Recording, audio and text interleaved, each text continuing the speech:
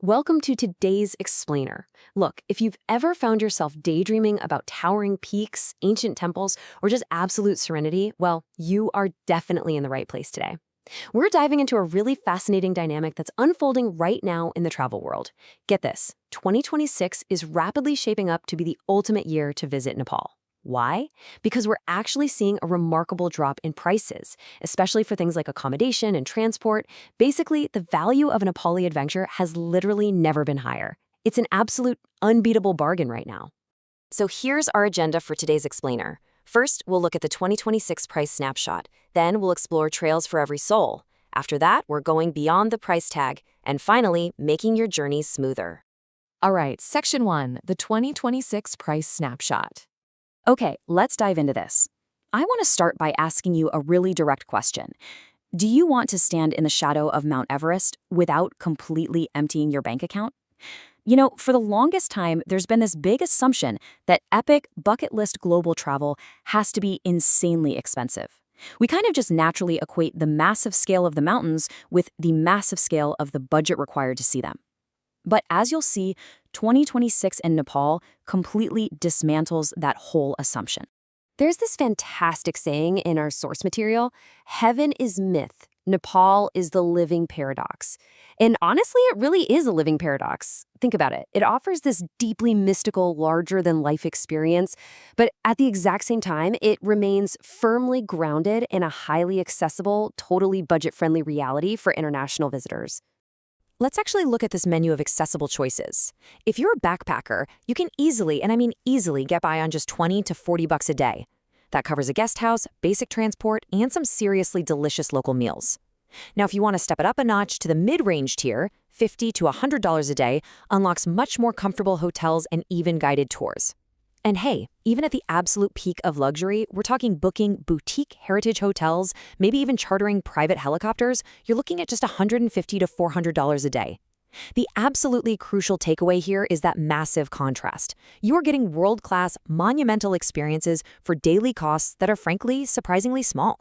If you need just one single number to really drive this home, it's this: $800 to $1,200. That is the entire budget you need for a 12 to 14-day independent trek to Everest Base Camp. Let me repeat that. That single figure includes your trekking permits, your food, and your tea house accommodations for the whole trip.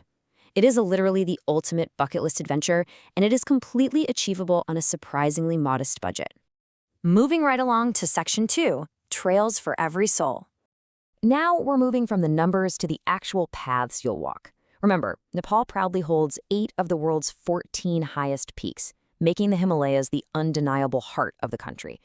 And there's a real logic to picking your path based on exactly what kind of traveler you are. On one hand, you have the classic adventures, right? Things like Everest Base Camp or the Annapurna circuit.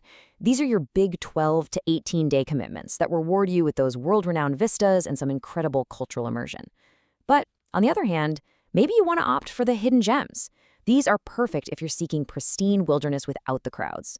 The Longtong Valley is a fantastic, super affordable option rich with Tamang culture. Then there's the Manaslu circuit. Now this one is a restricted area trek. To preserve its pristine nature, a Manaslu permit does cost $100 in peak season, and you are required to have a guide. But trust me, the untouched wilderness is entirely worth that little extra investment. Now, you might be wondering, what if I just don't have 2 whole weeks to spare? Well, don't worry. Even with very limited time, you can still experience epic Himalayan sunrises. The Mardi Himal and Poon Hill treks are perfect examples of accessible short treks. In just 4 to 5 days, you get these jaw-dropping views right over the Annapurna range, and the whole shebang will only cost you as little as $200 to $400. No way, right? But it's true. Okay, let's jump to Section 3, Beyond the Price Tag. So the low prices absolutely draw you in. But the rich tapestry of culture and wildlife, that's the real reward here. Did you know the Kathmandu Valley is essentially a massive open-air museum holding 7 UNESCO World Heritage Sites? Just look at how incredibly cheap it is to witness this ancient living history. You've got Kathmandu, Patan, and Bhaktapur Darbar squares. Each of these is just a magnificent display of ancient Nuwari architecture and wooden temples, and they only cost about 1,000 Nepalese rupees to enter. To put that into perspective, that's roughly just 7 to 8 US dollars. You can also visit the massive Buddhanath Stupa for 400 rupees, or check out the sacred Swabunanath Stupa, which most people call the Monkey Temple, for just 200 rupees. The value you get for such profound spiritual and historical immersion is just staggering. And hey, if Kathmandu is the hustle, Pokhara is definitely the perfect antidote. It is a city of absolute serenity. Picture this for a second. You're renting a traditional wooden boat on the glittering waters of Fewa Lake. The surface of the water is perfectly mirroring the dramatic, snowy peaks of the Annapurna Range right in front of you. That incredible experience costs just 780 to 900 rupees an hour. That is literally just a few dollars to float in paradise. Or if you're feeling a bit more adventurous and want a bird's eye view, the lake area is an incredible hub for paragliding flights right above the landscape. Then we have a stark contrast to those snowy peaks, the wild jungles. Down in Chitwan National Park, which is another UNESCO World Heritage Site, by the way, you can venture out via jeep or even a traditional dugout canoe. It is actually one of the last refuges on Earth where you can spot endangered one-horned rhinos and those super elusive Bengal tigers. And what's really amazing is that you can bundle Kathmandu, Pokhara, and Chitwan into this sort of golden triangle tour package. Budget options for that entire circuit start as low as $180. I mean, wow. Bringing us to our final section, Section 4, making your journey smoother. All right, now that you're totally inspired, let's equip you with the practical blueprint to actually make this happen. First up, visas and entry. It's beautifully simple. Tourists can easily grab a visa right on arrival at Tribhuvan International Airport. For 15 days, it's just $30. 30 days is $50, and a full 90 days is $125. Oh, and as a brief but important note for our Indian listeners tuning in, travel is even easier for you. Indian citizens require absolutely no visa. So when should you actually book your ticket? Well, there are two perfect weather windows that give you the clearest skies and the most stable trekking conditions. You have the pre-monsoon season, which runs from March to May, and then the post-monsoon season, running from September to November.